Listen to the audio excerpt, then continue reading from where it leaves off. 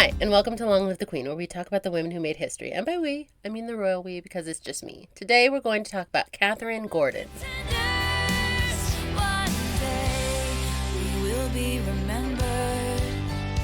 Usually it's just me, but today I have my cousin Katie with me. Hi, Katie.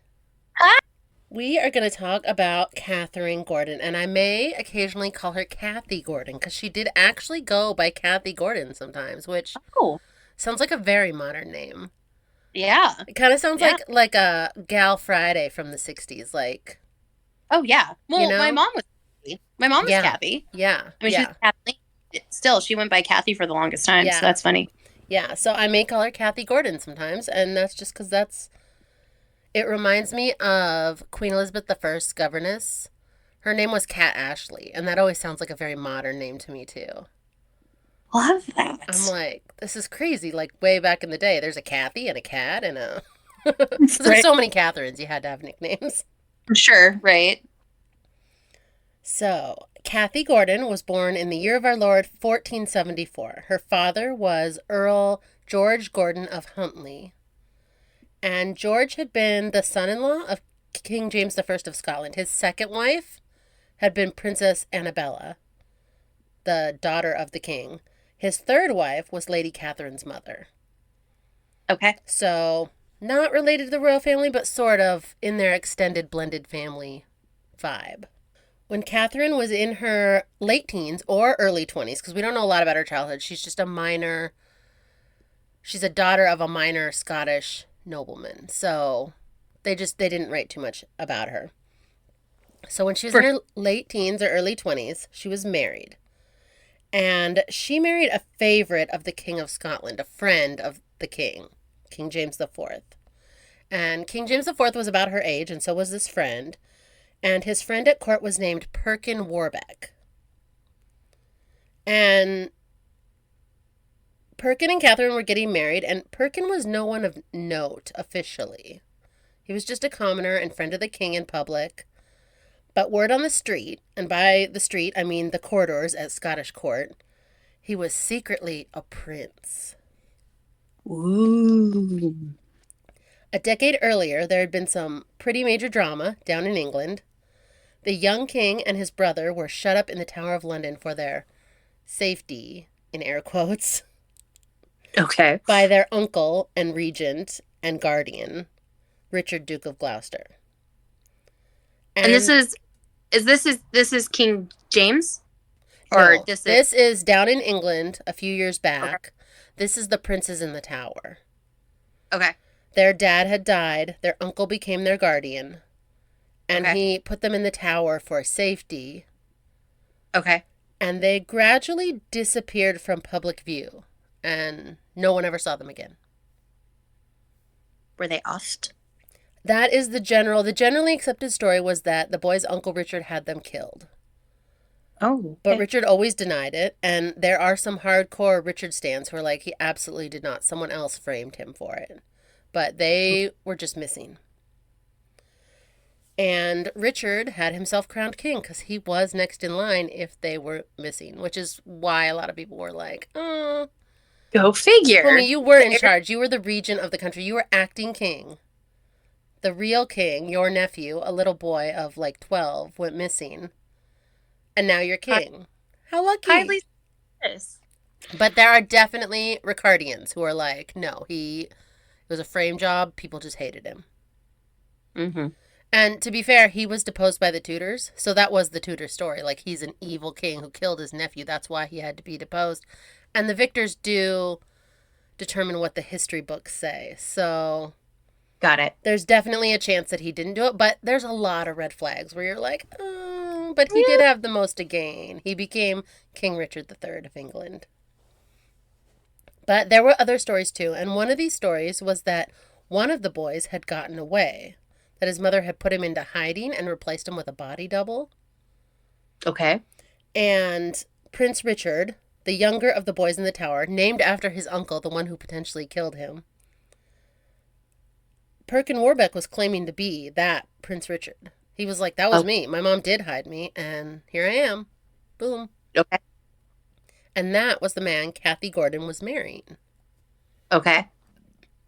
This man first appeared in the court of Burgundy. The Duchess of Burgundy was one of the aunts of the missing princes, and she was convinced that Perkin was her missing nephew, Prince Richard. He even looked like her brother. So she's like, yeah, this could definitely be my nephew. She was convinced, and she's the Duchess of Burgundy, so she's kind of a big deal.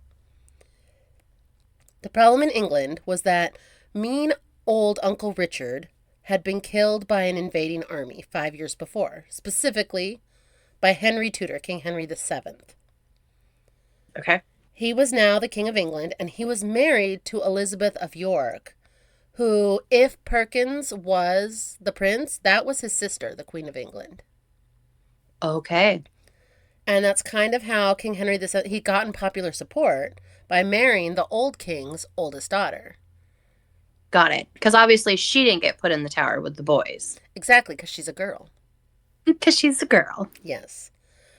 She had the And lady. she also potentially may have been sleeping with her Uncle Richard. That's another rumor Ooh. that exists, but also could just be a rumor. But if Perkin was indeed Richard of Shrewsbury, he would have a potentially better claim to the throne than his sister's husband, who got it from deposing Richard, who he could say, well, I was supposed to be the king. Richard, like, thanks for beating Richard for me. Now I'm the king. Right. So this put the Queen of England in a tough spot. If she backed her Tudor husband, he would likely stay king, and her children would follow him onto the throne, which is the goal. She wants her kids to be safe. Right. If she backed her alleged brother, there would be a civil war with her and her brother on one side and her husband and her children on the other side. So she was Scary kind of in stuff. a tough spot where she was like, well, like, yes, I want my brother to be alive, but if he's alive, my children might be in danger, and that's awkward and rough. That's a rough spot to be in. No mother wants to be there. No. So she couldn't recognize him as her brother, and she did her best to never meet him. So Oh. she wouldn't be put in that position. She's just like, she would send other people, like, go see if you think that's my brother. Because she didn't want to be put in the position to have to decide. But imagine you're the queen and that's the choice you have. Like, I might do that too, you know? Like, it's just Right. awkward. Because the queen backed her husband, Perkin fled to Scotland. King James IV had beef with England, so he was like, they'll back me. They're good.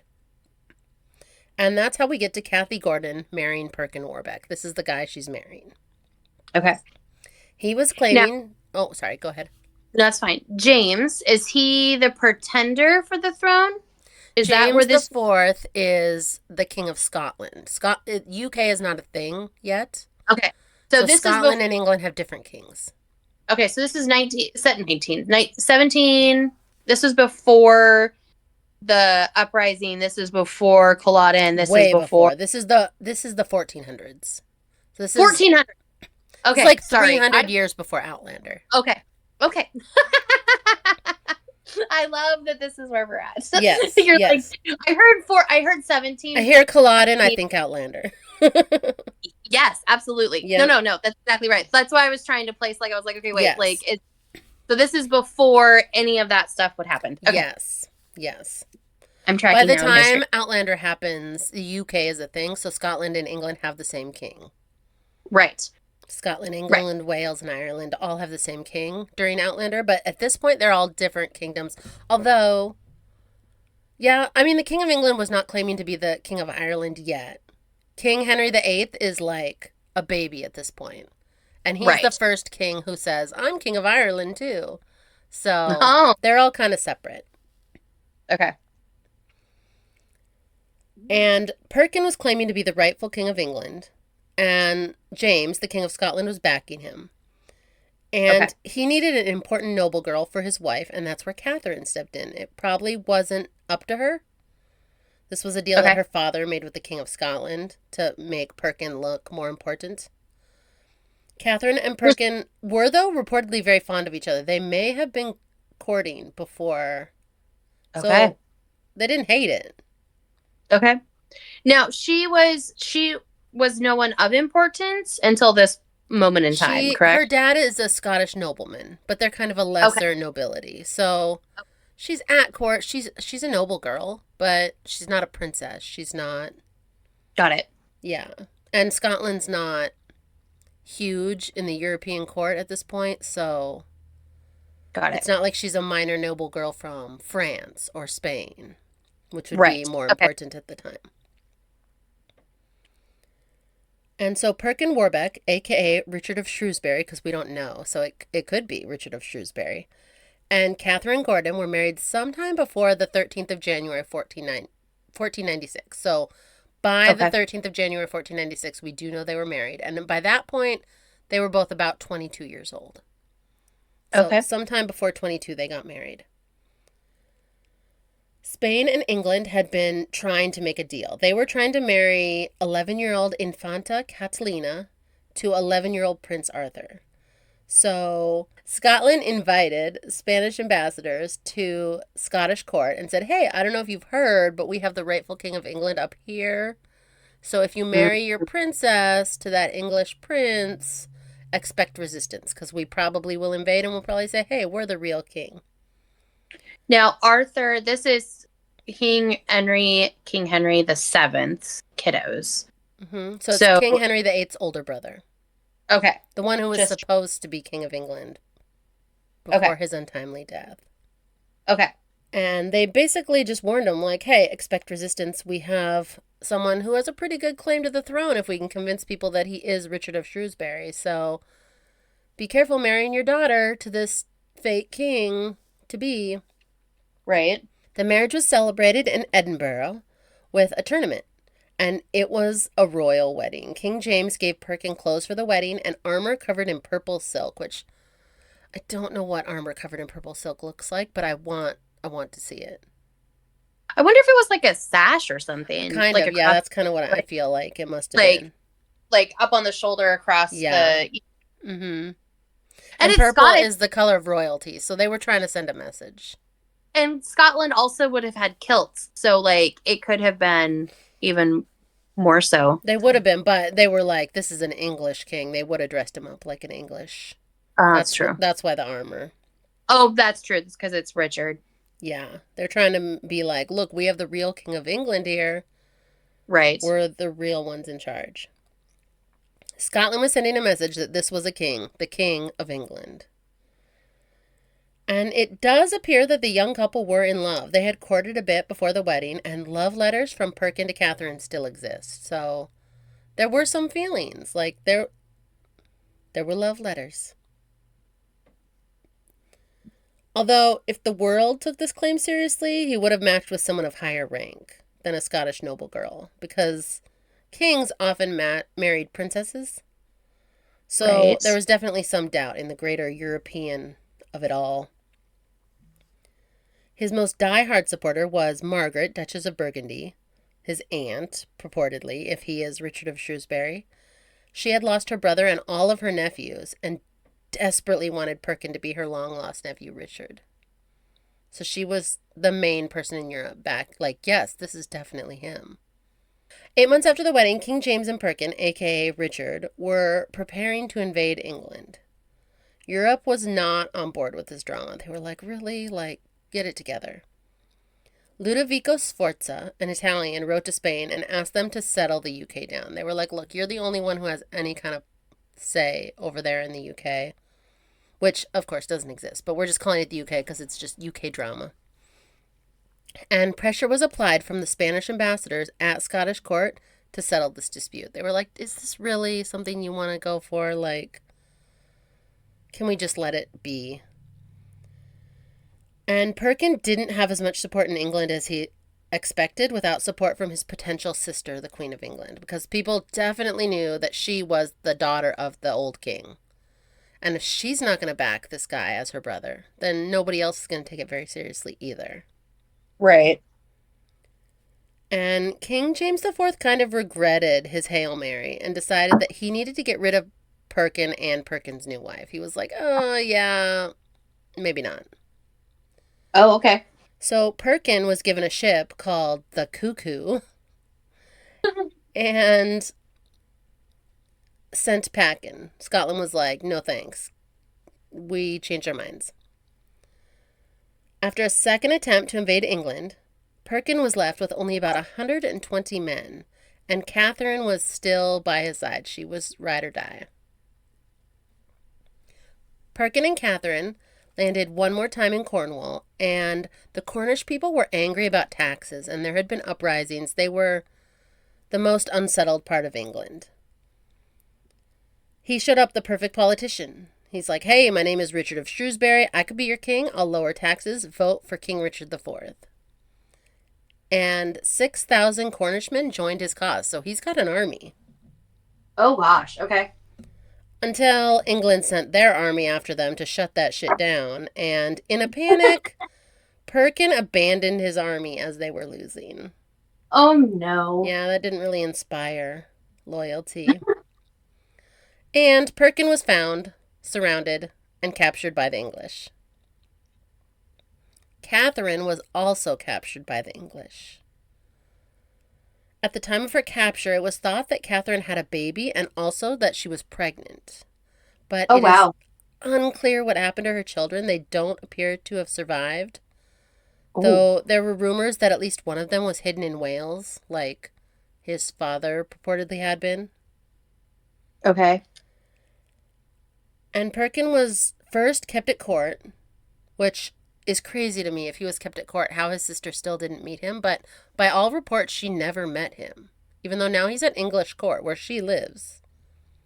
Well, there's probably a lot of hallways. Yeah. And And oh, and sorry. being the queen. Well, I'm sure as being the queen, she'd be like, I do not want to see him. If he walks Yeah. past me, turn me the other direction. Yeah. And Perkin tried to escape. So he was put Okay. in the Tower of London with Edward, Earl of Warwick. Now, if Perkin was Richard of Shrewsbury, Edward, Earl of Warwick, was his cousin. They were the Oh. last two claimants to the York throne. They were cellmates in the Tower of London together. And if he was Richard, they would have known each other from childhood. Okay. So there was some doubt about who he was because they put him with another. I mean, they didn't put him in the same cell as an accident. They were like, yeah, maybe we can see if they know each other. Okay. Catherine was put into custody of the Queen, her possible sister-in-law. So she did meet her purported brother's wife. And she became an esteemed lady in waiting at English court. She was like, okay, well, this works. They're going to be nice to me. I'm going to play my part. Dang. But from the moment of her capture, she was not free to leave or see or sleep with her husband, Perkin Warbeck. So they were fully separated, forcibly separated. Spain was back, and they said, okay, you can have our princess now, but not with these York claimants still alive and all threatening in the Tower of London. Okay. So King Henry VII, desperate for a Spanish alliance, put 25-year-old Perkin Warbeck and 24-year-old Edward, Earl of Warwick, to death. They were executed. The purported brother and the cousin of the Queen of England. So this was a bit of a scandal. But they wanted that Spanish princess real bad. And Spain was like, no, that you still have, like, it's still up for debate who is the King of England. You have those two potential kings in jail. Oh, because they were cousins. So one was Richard's kid. They were both Richard's nephews. Their But not. fathers were the older brother to Richard. Like it's a whole thing where his older brother George got accused of treason, so his kids got disinherited. So Edward Okay. got skipped. Okay. But if they were both, if Richard was shady and shouldn't have been king in the first place, both of those young men would have come before him in the line of succession. Got it. Because they were, even though one had been disowned.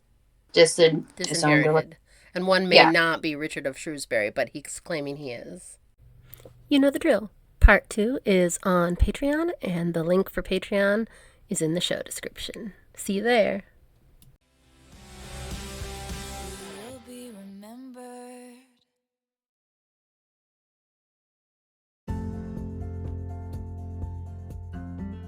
Thanks for listening.